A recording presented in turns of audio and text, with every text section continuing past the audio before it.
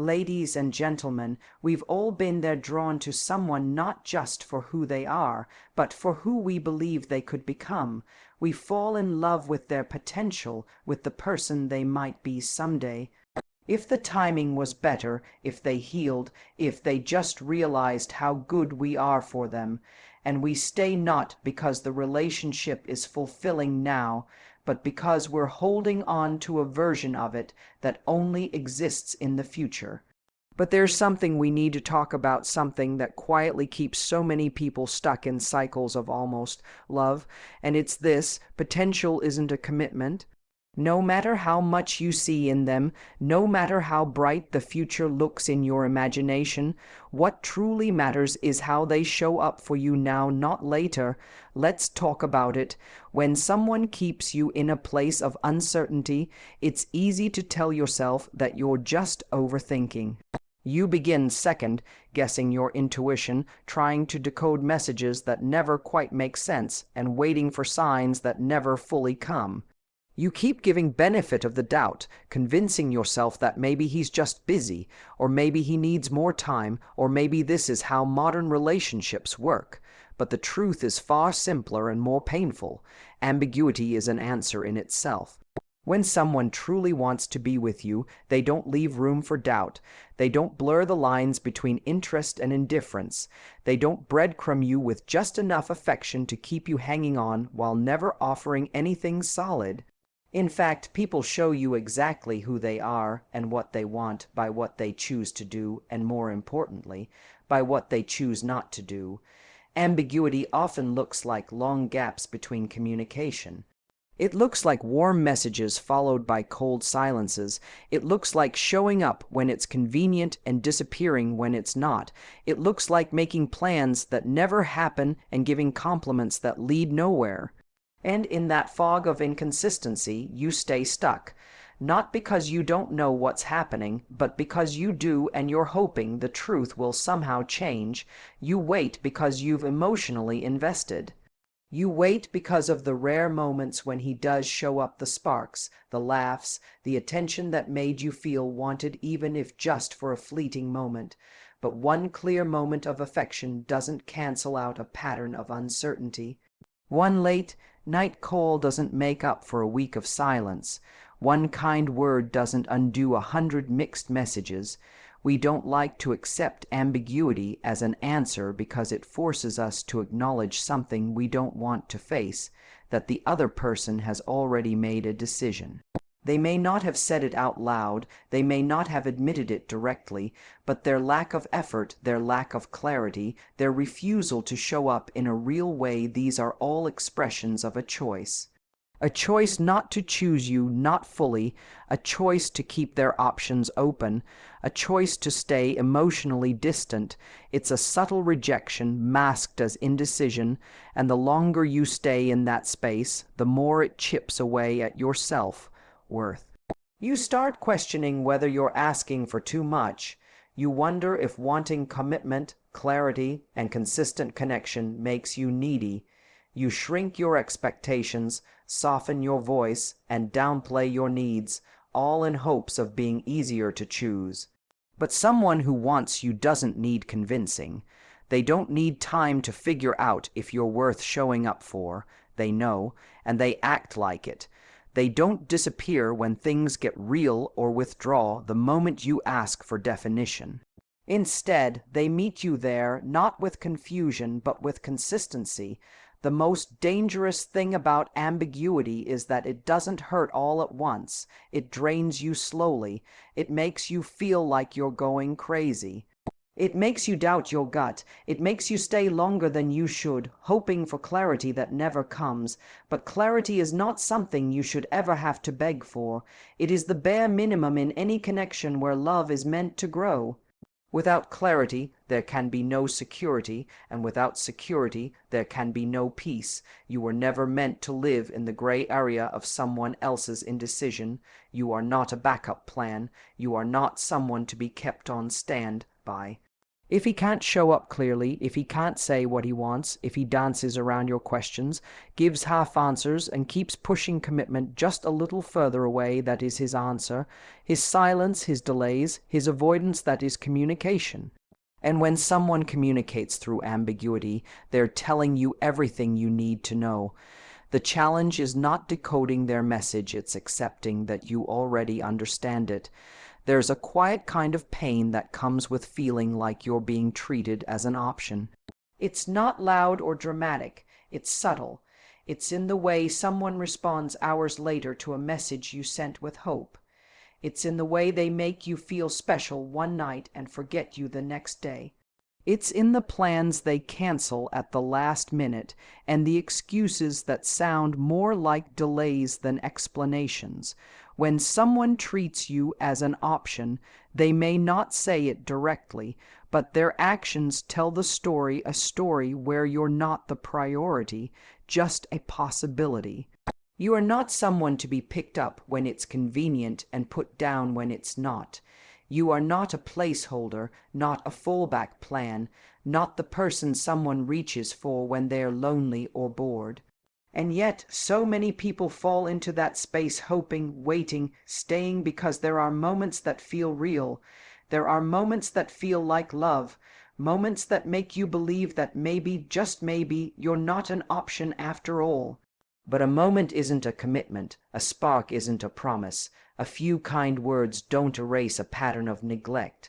It's not your job to convince someone to see your value. That's not love, that's performance. And the truth is, when you start trying to earn love, you start losing yourself. You begin molding your personality to be more likable, more agreeable, less too much. You hide your needs because you don't want to scare them away. You start to accept breadcrumbs, tiny bits of effort, tiny gestures that feel big only because you've been starving for real affection. You begin to believe that this is what connection looks like: inconsistent attention, occasional intimacy, and frequent disappointment. The danger of being treated like an option is that it begins to shape how you see yourself. You start thinking maybe you're hard to love. Maybe you are asking for too much. Maybe if you were prettier, quieter, easier, they'd finally choose you fully. But none of that is true. The problem was never you wanting clarity, consistency, or emotional safety. The problem is someone who benefits from keeping you unsure, someone who enjoys the comfort of your presence without making the effort your presence deserves. You are allowed to want more than almost. You're allowed to want someone who shows up not only when it's easy, but especially when it's not. You're allowed to expect effort, time, attention, and honesty. That's not being high maintenance, that's knowing your worth, and anyone who makes you feel like your standards are too high simply isn't ready to meet them. When someone truly wants you in their life, they make space for you not just when it suits them, not just when it's convenient, but consistently. They don't send mixed signals, they don't disappear and then return as if nothing happened. They don't make you question where you stand, because when you're not an option, you're treated with care, with presence, with commitment, with consistency. You can't be fully loved by someone who only half shows up. You can't build something solid with someone who disappears when things get real. You can't feel safe in love when you're always second, guessing whether you're the first choice. Real love doesn't come with emotional disclaimers. It doesn't feel like a test you're always trying to pass. It doesn't come and go like a tide. Real love stays. It shows up. It chooses you again and again without needing to be begged or reminded. You are not someone who should be waiting around to be chosen. You are someone who is already enough, exactly as you are. You don't need to be more anything for the right person to want to be with you. You don't need to tone yourself down or play it cool to be loved. The right person will not only want you, they will honor the fact that you chose them too. If someone can't see your value, stop trying to prove it. If someone only comes close when it benefits them, stop opening the door. If someone is keeping you as an option, step away not to make them miss you, but because you finally remembered what you deserve. You are not an option. You are a whole, irreplaceable human being, and it's time you started treating yourself that way. Walking away is often seen as giving up, but in reality, it can be the most courageous and self-respecting decision you ever make. It's not about quitting on love or closing your heart or being cold. It's about recognizing the difference between holding on and being held back. It's about choosing your peace over prolonged confusion, your dignity over unreciprocated effort, and your future over emotional exhaustion. There comes a point where staying becomes more painful than leaving, and that moment, though terrifying, is also your turning point. It takes strength to stay hopeful, but it takes even more strength to walk away when your heart is still attached. That's the part that most people don't see. They think walking away means you've stopped caring, but the truth is, you can care deeply and still know something is no longer good for you. You can love someone and still accept that their version of love isn't enough to build a life on. And walking away doesn't mean you never loved them. It means you finally loved yourself enough to stop accepting less than you deserve. There's power in saying, "This isn't working for me anymore," not in anger, not in revenge, but in quiet truth, in the moment you choose to stop begging for clarity, in the moment you stop waiting for someone to finally show up the way you hoped they would, in the moment you realize that staying isn't loyalty when it comes at the cost of your self-worth. People talk about fighting for relationships, but they rarely talk about the damage caused when you're the only one fighting, when you're pouring your energy into someone who's giving you only the parts of them that are convenient. We hold on because we remember the best parts, the early days, the affection, the connection. We think maybe it'll go back to how it was. We believe if we're just more patient, more understanding, more forgiving, it will finally become what we want it to be. But if someone consistently fails to show up emotionally, mentally, physically, that's not a phase, that's a pattern, and patterns don't change unless the person chooses to change them. You can't wait forever for someone to become ready. You can't put your life on pause, hoping one day they'll wake up and choose you fully.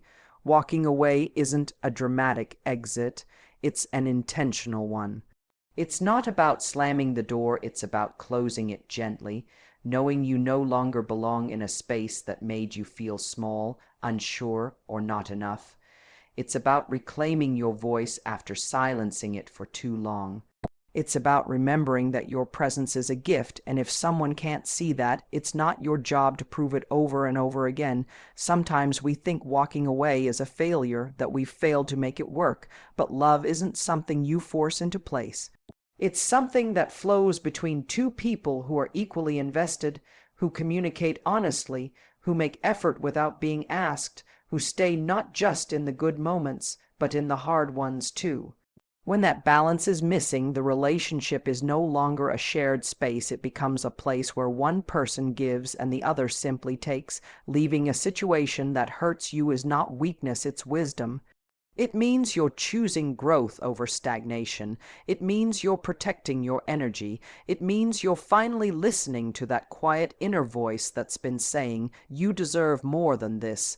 That voice may have been drowned out for a while by fear, by attachment, or by hope. But it's there, and the moment you listen to it, you begin to heal. Healing doesn't start the second you leave. It starts the second you decide you're worth more than being ignored, manipulated, or strung along. It starts when you realize that you'd rather be alone and at peace than together and constantly questioning your value. It starts when you stop romanticizing potential and start responding to reality. So when you walk away with your head high, not because you didn't love them, but because you finally remembered to love yourself. Letting go of what hurts you is not defeat. It's the highest act of self-respect. And from that place of strength, something new, something better can begin. There's something dangerously seductive about potential. It pulls you in with the idea of what could be rather than what actually is. You meet someone who shows flashes of depth, moments of affection, glimmers of greatness, and your heart fills in the blanks. You build a version of them in your mind based on possibilities rather than patterns.